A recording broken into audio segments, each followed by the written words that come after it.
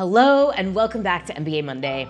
I'm Angela Guido, the founder of MBA Protocol, a career coach, an MBA coach, and someone who is passionate about you achieving your career dreams for impact, for fulfillment, and for joy. I am on your side. And having helped hundreds of people get into top MBA programs all over the world, having now been an admissions coach for over 16 years, I've learned a lot about what MBAs wish they had known before they start on their MBA journey, before they apply to business school. So today, I'm going to share with you the top 3 things that MBAs wish they had known before applying.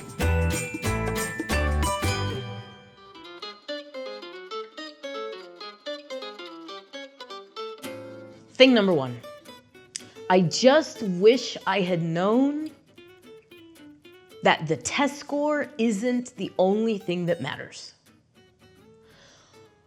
We hear this from so many people who are members of our community who don't end up working with us when they have applied to schools and either failed to get in to great schools when they had a great test score, or gotten into too many schools with a weak test score, meaning that they didn't aim high enough, that they sold themselves short in the schools they applied to on the basis of their test score.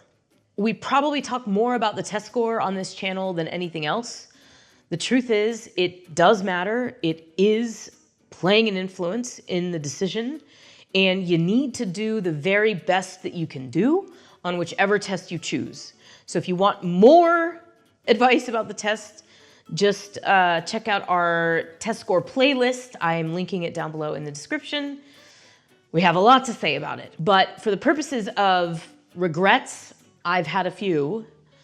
The number 1 thing that you need to make sure you don't do, which hundreds if not thousands of MBA applicants before you have done, is overemphasize the importance of that test in the big picture and in the final result. Don't let it hold you back. Even if you have a test score that you think is low, the worst a school can do is say no to you. It cannot hurt to apply if it's a school that you really want to go to, and even if your test score is not where you want it to be. So that's number 1. By the way, these are not in rank order. I'm ordering them in order of simplicity to complexity, not amount of regret. The second thing that MBA applicants wish they knew before they applied is how much work it is to apply to business school.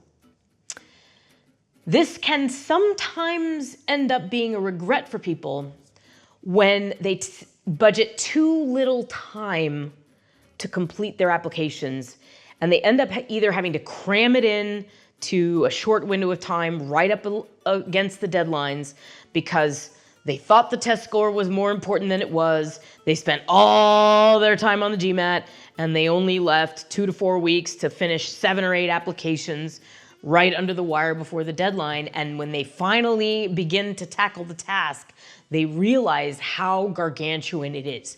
It's nothing like applying to college where you just check a box and your application goes to whatever school you want, and maybe you have to write 1 or 2 additional essays. Each school has a complete, complex, robust, dynamic, and multidimensional application that is different from every other school's application. It used to be possible in the old days that you could copy and paste essays and just do a little bit of reshaping and have it actually work because schools were asking questions that were similar enough to each other. But then the MBA CSEA, if you know, you know, got going, and schools started to compare notes, and now they've each carved out their little fiefdom in the corner of what it means to submit an MBA application. So each application truly is different, unique, special. A lot of attention is required just in the constructing of the essays and the short answers. Never mind the research, the networking, the attending events, the getting to know programs, potentially visiting campus. Even the essays alone are going to take you double-digit hours to do right, if you really do it right. And that's for each school. Part of the reason I've stayed in admissions coaching for so long is because the process of building even one really amazing MBA application is so dynamic that we're able to train our clients in really advanced soft skills in the process of helping them complete their application. Our approach to MBA coaching has always been pedagogical. We're not going to edit your essays. We're not going to tell you what the right answer is. We're going to give you tools. We're going to teach you those tools. We're going to help you implement those tools so that when you get to the end, you've constructed a brilliant application, but you've also learned something about yourself, about how to communicate, about what really works to have an influence in the world of written and spoken communication. It's so transformative because it is so much work. You actually get the chance to really practice and learn skills while you're applying to business school. So what this means for you is that you don't want to cram it at the last minute. You don't want to take it lightly, meaning you don't want to apply to 12 schools just because you're insecure about your profile. For most people, the right number is between 5 and 7 schools. On the outside edge, maybe it's 8, but you want to judiciously choose which and the number of schools that you apply to. And you want to make sure that you give each application its full due. You want to take every application seriously, because just because a school might seem to be a safety school for you, that doesn't mean that you can submit a crappy application, because the school will see right through that and they will choose the person who has weaker statistics but who clearly belongs and wants to be at that program. There's no room for slacking in any application that you submit, and the pieces of the application are substantial in each case, in the case of each school.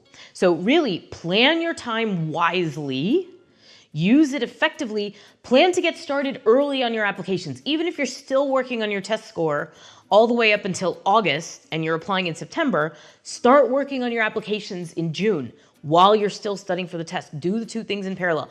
Really give the applications enough time so that you can really do them justice. By the way, if you want step-by-step guidance on all the things that you have to do, in what order, and with what degree of investment, please join our community, careerprotocol.com/join. It's free to join. And the first thing that will happen is that we will put you through some kind of free course. You'll either play our email game, you'll get into our authentic MBA freebie video course, you will be invited to join one of our programs or to work with us on your applications, but just getting in there is free. And we're here to help you achieve your dreams. So check it out. You'll find those resources very useful, both in terms of understanding everything that you need to do and then being able to do it in an easy, fun, and manageable way. The third thing that MBA applicants wish they had known before they apply to business school is that getting into business school is the easy part. The hard part is getting out of business school with the job you want. There's a pernicious myth out there that an MBA is sort of like your red carpet to the career of your dreams. You just have to get in the door and then everything is laid out for you. This was never the case. It was never true that just getting into business school and then getting through the program and graduating would grant you any job that you wanted to have. It was always true that if you wanted to get a job while you were in business school, even from the companies that were coming and grabbing and recruiting MBAs on campus, you had to really work for that. You had to really earn those opportunities because MBA hires are very expensive. Companies that recruit on campus spend up to $100,000 per applicant they hire on the recruiting process. That doesn't include the salary that they have to pay you, the bonuses, the benefits, and then the cost if you don't work out as an employee. It costs them $100,000 just to be able to hire you. That's how much they're investing in their on-campus recruitment process. So they want that money to pay off for them by hiring the right people who are going to be successful in the job and that belong in their culture. So getting a job post-MBA is no different from getting a job any other time. And in fact, in some ways, it's even harder because you're competing with all the other people who succeeded in getting into that program. And those people are amazing. And now they're your competitors in the job market. It's kind of a nightmare when you really think about it. You're competing for jobs with the most amazing, competent, qualified, and accomplished people of your generation. Absolutely everyone has imposter syndrome at some moment during their MBA. It's just unavoidable. It's brutally competitive. Even if you're in a culture that isn't competitive, where students collaborate and uplift each other and help each other, the reality is there are fewer jobs than there are people who want them coming out of business school. So that is going to be challenging for you and everyone else. That's much harder than getting into the right school. And it's even more important than getting into school because your first job post-MBA is what's going to establish the floor from which you will move up for the rest of your career.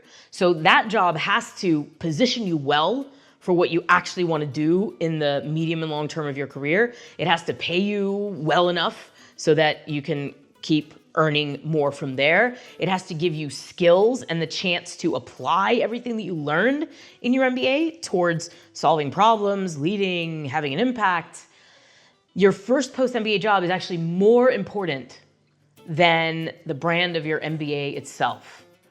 And it's harder to get because you're competing with all the people who won the MBA game. We have a lot of ways in which we help our clients deal with this unfortunate reality. One of which is that we spend a lot of work on their career game plan while they're applying to business school so that when they arrive on campus, they have a lot more clarity about really what they're going for and they can be deliberate and specific in their pursuits and not get distracted and overwhelmed by the MBA recruiting options. We also have our YOMO program for clients, which is designed specifically to prepare you for post-MBA recruiting. But if you're on the application journey and you don't want to work with us on your applications, which I do recommend you do, just go join the community and find out how you can work with us. But if you decide not to do that, here's what you can do now to avoid this regret. Really take time while you're applying to business school to get to know yourself and what you really want in your career, so that before you get to campus, you have some understanding of the type of job, the type of role, the type of company that you want to work in that's going to be the most fulfilling for you, and then begin taking actions now, even while you're going through the application process, to prepare for that. That means doing things like building your network in that space, doing informational interviews, talking to people who work in those jobs and in those industries, slowly building relationship connections, but also just getting smarter about what those jobs entail, what you're going to love about it, what maybe relative weaknesses you have vis-a-vis other people who get those jobs that you can start augmenting right now so that when you get to campus, you're in a much better position to get the job that you actually want post-MBA and you don't get caught under the tires of crazy MBA recruiting unprepared. The last thing you want is to do all this work, get into a great school, and then exit the other side in a job that you hate or that is suboptimal for your ambitions. That is truly a worst case scenario because you've invested 3 years of your life in applying and attending and hundreds of thousands of dollars, and it's not gotten you what you really want. So do some of that work now on your application journey. If you want our tips for what that is, again, join the community. And I think that's all I have to say. Do I have anything else to say about this? Oh yeah, I'm rooting for you. Whatever you decide to do, we are on your side. Come back here next week and we'll have lots more hot tips for you to help you get into the school of your dreams. So yeah, join the community, careerprotocol.com/join, and subscribe to the channel while you're scrolling down into the comments, because we got lots more free stuff coming on this channel right here, starting next week.